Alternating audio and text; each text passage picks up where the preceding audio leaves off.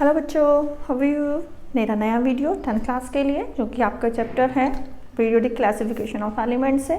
Okay, आज का जो मेरा टॉपिक है स्टूडेंट वो है आपका Newlands law of Octave. Okay, previous video में मैंने आपका डार्विनियर्स का जो लॉ था उसको एक्सप्लेन किया था। आज हम ये स्टार्ट करेंगे।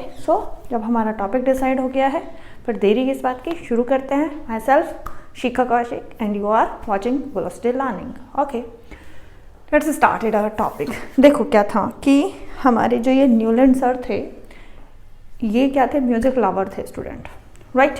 तो इन्होंने क्या किया, जिस तरीके से म्यूजिक में नोट्स होती हैं उन्होंने भी केमिस्ट्री के एलिमेंट को भी अपने म्यूजिक की फॉर्म में ही हमें अरेंज करने की, मतलब अरेंज करके बताने की कोशिश की। उन्होंने उसी तरीके से कोई लिंक म्यूजिक के साथ ही केमिस्ट्री का जोड़ा। जैसे यहाँ पर देखो नोट्स लिखते हैं हम यहाँ पर 1 2 3 4 5 6 एंड 7, राइट। क्या है हमारा, सा रे गा मा पा धा नी, ठीक है। फिर क्या आता है, सा, यानी वापस फिर यहीं पर सा रे गा मा पा धा नी सा। तो 7 जो ये हैं, हर 7th नोट के बाद में जब 8th नंबर आता है तो वहाँ पर क्या होती है, वो रिपीट होना शुरू हो जाती है, ठीक है। तो यहीं से उन्होंने आइडिया लिया और एलिमेंट्स को क्या किया, अरेंज किया। ओके, अरेंज किया और इसी के बेस पे उन्होंने अपना लो, ये जो ऑक्टेव आया, क्योंकि ये म्यूजिक के से रिलेटेड था ऑक्टेव, ठीक है। तो यहीं से इन्होंने क्या किया, या अरेंज किया या यहाँ अपने इस लो को एक नाम दिया, Newlands law of Octave.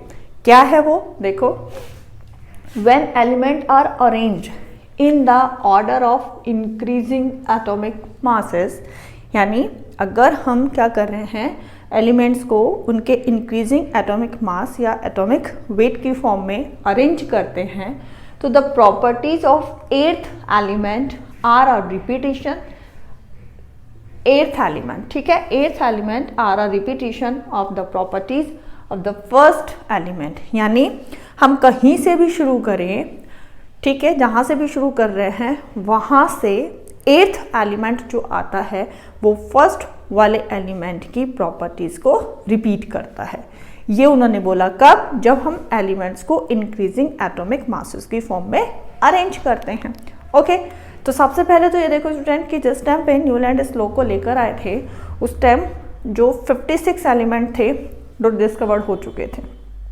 Okay, अब उन्होंने उन एलिमेंट को देखो किस तरीके से अरेंज किया, अपनी एक टेबल बनाई। यहाँ पर मैंने ये उन्होंने क्या किया था, ये इस तरीके से यहाँ पर हॉरिजॉन्टल कॉलम लिए और एक कॉलम में उन्होंने क्या किया, 7 एलिमेंट्स को लिया, ठीक है। यानी एक रो में उन्होंने क्या किया स्टूडेंट, 7 एलिमेंट को रखा। ओके, अब देखो क्या बोला था उन्होंने, अगर हम हाइड्रोजन से शुरू करते हैं, राइट, यहाँ से हाइड्रोजन से मैं शुरू करती हूँ, नंबर डालते हैं, हाइड्रोजन नंबर 1 2 3 4 5 6 7 एंड 8। तो उन्होंने क्या कहा, अब यानी उनके अकॉर्डिंग क्या होना चाहिए, बोला था उन्होंने कि जो 8th एलिमेंट है, अगर मैंने हाइड्रोजन से शुरू किया है तो यहाँ पर मैंने काउंटिंग की और 8th नंबर का एलिमेंट जो फ्लोरीन है वो कहाँ आएगा, हाइड्रोजन के जस्ट नीचे आया। तो it means according to Newland जो हाइड्रोजन और फ्लोरीन है उनकी जो प्रॉपर्टीज होंगी वो क्या होंगी, सिमिलर होंगी, यानी रिपीट करेगा। जो प्रॉपर्टी हाइड्रोजन की है वही प्रॉपर्टीज किसकी होगी, फ्लोरीन की होगी। तो यहाँ पर आ गया ना ये रिपीटिशन, ठीक है, ये वर्ड आया है repetition of properties of the first element. Let, अगर हम यहाँ से क्या करते हैं, हम एलिमेंट्स ले लेते हैं, कहीं से भी शुरू कर सकते हैं हम। जैसे इसको अगर आप क्या कर रहे हो, लिथियम से शुरू कर रहे हो, लिथियम 1 2 3 4 5 6, ठीक है, 7 एंड दिस वन 8th। तो यहाँ पर लिथियम और सोडियम, 8 नंबर पर कौन सा एलिमेंट आ गया आपका, सोडियम। तो इट मीन्स लिथियम और जो सोडियम है इन दोनों की जो प्रॉपर्टीज होगी वो सिमिलर होगी, यानी जो सोडियम होगा वो लिथियम की प्रॉपर्टीज को क्या कर रहा है, रिपीट कर रहा है। तो यहाँ पर एक फिक्स इंटरवल आ गया। तो न्यूलैंड ने यही कहा कि अगर हम एलिमेंट्स को उनके इंक्रीजिंग एटॉमिक मास की फॉर्म में अरेंज करते हैं तो हमारा एक फिक्स इंटरवल के बाद में जो एलिमेंट होते हैं उनकी प्रॉपर्टीज़ क्या होती हैं, रिपीट होती हैं। ठीक है, कहीं से भी आप इसको शुरू कर लो, 8th नंबर का एलिमेंट प्रॉपर्टीज़ को रिपीट करेगा। ठीक है, अगर हम यहाँ से क्या करते हैं, बेरिलियम को लेते हैं, बेरिलियम से हम स्टार्ट करते हैं तो सिंपल सी बात होती है 1 2 3 4 5, ठीक है, 6 7 एंड 8, यानी मैग्नीशियम आया तो इट मीन्स मैग्नीशियम जो होगा वो बेरिलियम की प्रॉपर्टीज़ को क्या करेगा, रिपीट करेगा। ठीक है, कहीं से भी आप शुरू कर सकते हो, एल्यूमिनियम से शुरू करो, this one first, second, third, fourth, fifth, six, seventh and 8। तो यानी यहाँ पर जो क्रोमियम होगा वो आपके एल्यूमिनियम से प्रॉपर्टीज क्या होंगी, इनकी दोनों की सिमिलर होंगी। हर एक 8th element fix interval, that's why बोला है हमने यहाँ पर कि हर एक जो अगर हम एलिमेंट्स को उनके इंक्रीजिंग एटॉमिक मास की फॉर्म में रखते हैं तो हर एक एलिमेंट क्या कर रहा है, अपने एक फिक्स इंटरवल के बाद में क्या हो रही है, एलिमेंट्स की प्रॉपर्टी क्या हो रही है, रिपीट हो रही हैं। और यहीं से एक वर्ड बना स्टूडेंट, पीरियोडिसिटी। ठीक है, क्या बना, पीरियोडिसिटी, यानी क्या है ये, मतलब प्रॉपर्टीज का एक फिक्स इंटरवल के बाद में रिपीट होना। अब रिपीट का मतलब देखो, केमिकल प्रॉपर्टीज है, बहुत सारी प्रॉपर्टीज हो सकती हैं, तो यहाँ पर क्या हो जाएगा, अगर मैं इस कॉलम की बात करूँ, आपके लिथियम सोडियम पोटेशियम वाले कॉलम की बात करूँ, तो इट मीन्स जब यहाँ पर क्या हो रहा है कि एक मतलब रेगुलरली, जैसे मैं बोलूँ कि यहाँ पर प्रॉपर्टीज में चेंजेस आएंगे, रेगुलरली यहाँ पर क्या प्रॉपर्टीज़ कुछ इंक्रीज भी हो सकती हैं, रेगुलरली यहाँ पर प्रॉपर्टीज़ कुछ डिक्रीज भी हो सकती हैं। ठीक है, तो यहाँ पर क्या बोला था कि प्रॉपर्टीज़ रिपीट होंगी एक रेगुलर, एक फिक्स इंटरवल के बाद में वहाँ पर जो प्रॉपर्टीज़ होती हैं वो रिपीट करती हैं। Repeat in the sense same भी हो सकती हैं। एक रिपीटिशन हम कहते हैं ना कि इंक्रीज हो रहा है, हर बोले कि हमारा जैसे 8th एलिमेंट है, सिंपली सी बात बताती हूँ यहाँ पर कि जैसे लिथियम का है, अगर हम एटॉमिक मास की बात करें तो लिथियम यहाँ पर सिर्फ आपको समझाने के लिए ऐसा मतलब एटॉमिक मास से लेके हम इंक्रीज ऐसे नहीं कर रहे हैं, या माने अगर हम बोले कि लिथियम की जो एटॉमिक मास है वो 2 है, ठीक है, उसके बाद में यहाँ पर क्या हो रहा है, 4 हो रहा है, यहाँ पर 6 हो रहा है, यहाँ पर क्या हो रहा है, 8 हो रहा है। तो इट मीन्स जब हम क्या कर रहे हैं, एक यहाँ पर एक यूनिफॉर्म में देख रहे हो आप, यानी एवरी एलिमेंट्स में जो हो रहा है वो 2 यूनिट का जो एटॉमिक मास है वो इंक्रीज होता जा रहा है। ठीक है, तो यहाँ पर क्या बोला कि एक फिक्स इंटरवल के बाद में जो है प्रॉपर्टीज क्या हो रही हैं, या तो इंक्रीज हो रही हैं कोई प्रॉपर्टीज एक ग्रेजुअली फॉर्म में, ठीक है, एक फिक्स फॉर्म में प्रॉपर्टीज जो हो रही है या तो इंक्रीज होंगी या डिक्रीज होंगी या सिमिलर होंगी। ओके, तो ये किसने कहा था, ये न्यूलैंड ने बोला था। ओके, तो ये था इनका न्यूलैंड का लॉ। अब इनकी मेरिट्स क्या है, इनकी पढ़ लेते हैं। देखो, सबसे पहले तो मेरिट्स इन्होंने क्या किया था स्टूडेंट, कि इन्होंने अरेंज किया था, ये हो पाए थे लाइटर एलिमेंट्स को ग्रुपिंग की थी इन लोगों ने, न्यूलैंड सर ने हमारे ग्रुपिंग की थी किसकी, हमारे जो लाइटर एलिमेंट है जैसे लिथियम है, सोडियम है, पोटेशियम है, इनकी ग्रुपिंग की थी। और यहाँ पर फिर ये बेरिलियम, मैग्नीशियम, कैल्शियम, तो जितने भी हमारे लाइटर एलिमेंट्स थे उनको उन्होंने क्या किया, वर ग्रुप्ड टुगेदर। ओके, इन्होंने ग्रुप टुगेदर किया था। और यहाँ पर सबसे पहले स्टूडेंट इन्होंने हमें एक रिलेशन भी बताया था कि एटॉमिक मास का और यहाँ पर इन द सेंस आपके जो भी ये पीरियोडिसिटी का, इन्होंने एक पहला वर्ड जो आया था, ये पीरियोडिसिटी जो आया था वो इन्हीं के अकॉर्डिंग आया था कि यहाँ पर इन्होंने प्रॉपर्टीज़ को और प्लस एटॉमिक मास का कोई लिंक बताया था। क्यों? क्योंकि इनका जो लॉ है वो मेन उसी के ऊपर तो है कि अगर हम एलिमेंट्स को उनके इंक्रीजिंग एटॉमिक मासेस रखते हैं तो एक फिक्स इंटरवल के बाद में क्या होती हैं, प्रॉपर्टीज़ रिपीट होती हैं। तो इट मीन्स यहाँ पर उन्होंने एक लिंक बनाया किसके बीच में, केमिकल प्रॉपर्टीज़ और आपके एटॉमिक मासेस के बीच में। ओके, तो ये इनकी क्या थी, मेरिट्स थी। एक बहुत बड़ा बोलें, क्योंकि हमें देखो मॉडर्न पीरियोडिक टेबल की तरफ अगर हम जाते हैं तो ये चीज़ें हमें लगती हैं कि हमें इसको पढ़ने की कोई ज़रूरत नहीं है, क्योंकि ये बिल्कुल एंटायरली डिफरेंट है हमारी मॉडर्न पीरियोडिसिटी से, पीरियोडिक टेबल से।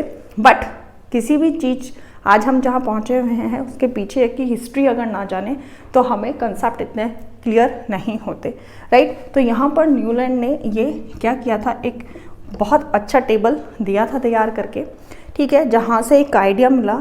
फर्दर साइंटिस्ट जो थे फिर उन्होंने ये आइडियाज़ उठाएंगे और इसको आगे क्या करेंगे, इनके ऊपर फर्दर डिस्कवरीज करेंगे। चलती रही और फिर हमें जाकर क्या मिली, मॉडर्न पीरियोडिक टेबल।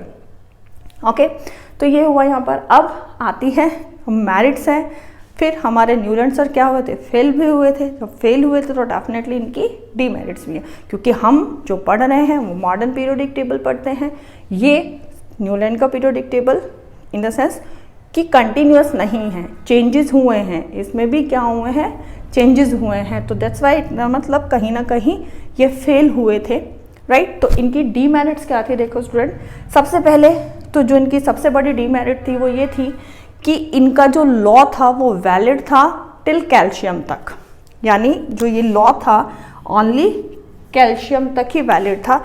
इसके फर्दर जो एलिमेंट्स थे उन पर ये वैलिड नहीं होता था, ठीक है। तो मैं ये भी कह सकती हूँ कि जो न्यूलैंड थे वो उनके लॉ के अकॉर्डिंग केवल लाइटर एलिमेंट ही क्या हो पाए, अरेंज हो पाए, यानी उनके लॉ का जो पीरियोडिक टेबल उन्होंने बनाया था अपना इसके अकॉर्डिंग, तो उसके अकॉर्डिंग केवल वो जो उनका लॉ था उसके अकॉर्डिंग केवल 20 यानी कैल्शियम तक ही एलिमेंट्स को अरेंज कर पाए, यानी उनका लॉ जो था वो केवल यहीं तक फॉलो हुआ, राइट। इसके बाद Newland assume that there are only 56 element in nature. ये सबसे बड़ी एक तरीके से मानो कि बेवकूफ़ी थी। उन्होंने बोला कि बस उनके टाइम पर क्या था, 56 एलिमेंट डिस्कवर थे, तो उन्होंने सोचा कि फर्दर तो डिस्कवरी होगी नहीं, बस ये 56 एलिमेंट ही रहेंगे। ऐसा नहीं होता है ना स्टूडेंट, क्योंकि डिस्कवरीज तो गोइंग ऑन है, उनका कभी भी एंड नहीं होता, चलती रहती हैं, एक चीज़ों से रिलेटेड होकर न्यू डिस्कवरीज चलती रहती हैं। तो ये सबसे बड़ी बात थी कि उन्होंने बोला केवल बस 56 एलिमेंट है, ओके। अब फर्दर फ्यूचर में जब एलिमेंट्स डिस्कवर्ड हुए तो वो एलिमेंट जो आपके जो न्यूलैंड सर थे उनके लॉ को फॉलो नहीं कर पाए, उसके अकॉर्डिंग वो अरेंज ही नहीं हो पाए टेबल में, ठीक है। तो ये उनका डीमेरिट था। And put 2 element in 1 slot. ये देखो यहाँ पर अगर हम इन्हें मूव करें इस टेबल में तो यहाँ पर देखो आपके पुट 2 एलिमेंट्स इन 1 स्लॉट। ये कैसे हो सकता है भाई, प्रॉपर्टीज को सिमिलर करने के लिए कि भाई इनकी प्रॉपर्टी सिमिलर है तो उन्होंने उठाया और एक ही स्लॉट में रख दिया, किसको, कोबाल्ट को और निकिल को।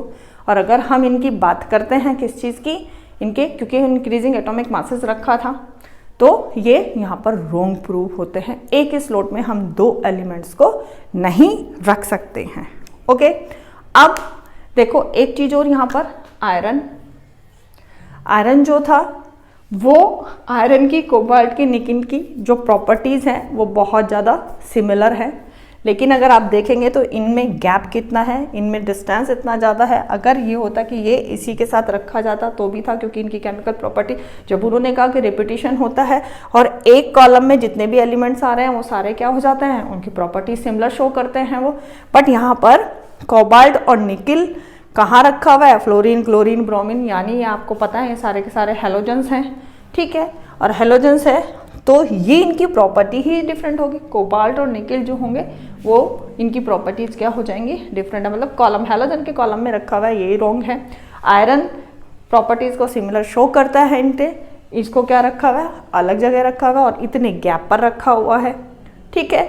तो ये इनकी क्या थी, डीमेरिट्स थी न्यूलैंड्स की, ठीक है। तो यहाँ से ये छोटा सा ही लो था, ज़्यादा कुछ इसके बारे में नहीं था, बस इतना ही बताना था कि जब हम एलिमेंट्स को इंक्रीजिंग एटॉमिक मास की फॉर्म में रखते हैं तो एक फिक्स इंटरवल के बाद में क्या होता है, एलिमेंट्स की प्रॉपर्टी रिपीट होती है, ओके। यहाँ से ये इस तरीके से क्या हुई, प्रॉपर्टी रिपीट हुई है, ठीक है। एक एक कॉलम में 7 हॉरिजॉन्टल उन्होंने हॉरिजॉन्टल रो बनाई थी और हर एक हॉरिजॉन्टल रो के अंदर उन्होंने 7 एलिमेंट को अरेंज किया था और बोला था कि फर्स्ट से जो 8th एलिमेंट आता है वो प्रॉपर्टीज़ को क्या करता है, वहाँ पर उसकी प्रॉपर्टीज़ में रिपीटिशन होता है। ये कंसेप्ट क्लियर हुआ होगा। नेक्स्ट वीडियो के साथ जल्दी आपसे मिले, तब तक के लिए थैंक यू।